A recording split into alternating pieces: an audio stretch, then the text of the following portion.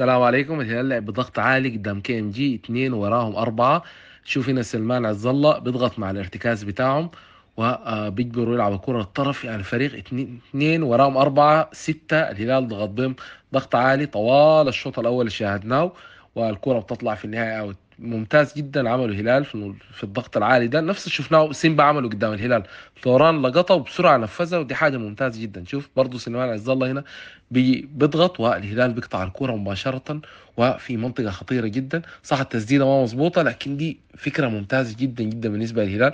تكررت كتير في الشوط ده، بيلموا الكرة بسرعة و بيقطعوها في حتة عالية، وبيكون سهل بعد ذاك انه تحول الكرة لهجمة عكسية في النهاية من ايبولا بقدمه اليسرى. يعني ما كانت 100 لكن الفكرة واضحة انه عاوزين يلعبوا طوال الشوط بضغط عالي. بنشوف هنا آه، ايمي بيضغط وراه كل واحد مع واحد. مرات صح هتحصل يعني سرحات لعيبه. هنا بنشوف بابي وبن زيتون سرحوا خلوا اللاعب ارتكاز يستلم، لكن الكويس شوف طوال الضيوف بيضغط معاه. يعني عكس شفناه مع الاهلي، بنغازي كان بعيد من جمانه، لا هنا بيضغط طوالي مباشره وبيستعيد الكره. حصلت مرتين قدروا يخترقوها. هنا برضو بنشوف، لكن كويس الدفاع عالي وواعي هنا. طيب عبد الرازق، يعني ما ممكن تلعب بدفاع متاخر وانت ضاغط، لازم الفريق يكون قريب من بعض. فعملوها بشكل ممتاز واستمروا في الضغط، وده جاب الخطوره. شوف هنا كانت ضربه جزاء ورجعت، وبن زيتون كان المفروض يسجل.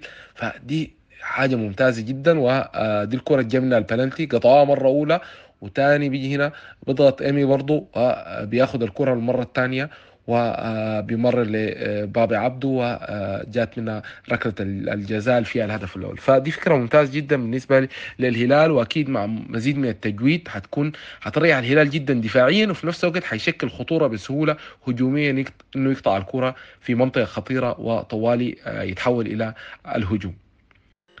دي النقطة الأولى اللي اتكلمنا عنها. هيتكلم على النقطة الثانية، المهاجم الجديد من زيتون، المهاجم المغربي. يعني واضح هو كان واقف فترة وجاء لسه ما فورمة 100%. يعني واضح ما حيكون الأساسي في مباراة سان بيدرو، لسه محتاج وقت. يعني فرص بتضيع، ويعني لسه تحس لمسته لسه ما جاهزة.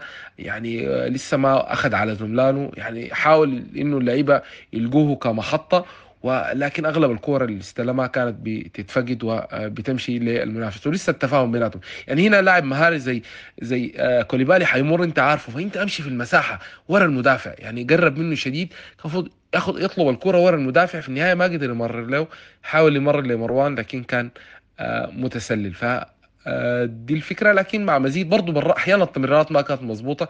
اذا كان حينفرد للتمريره كانت احسن من كده. عموما لسه يا دوب هو لعب مباراتين 70 دقيقه 70 دقيقه، لسه يحتاج زمن وتفاهم مع زملائه عشان يكون في الفورمه مع باقي زملائه. عموما تجربتين كانوا ممتازات جدا للهلال مع سيمبا وكي ام جي.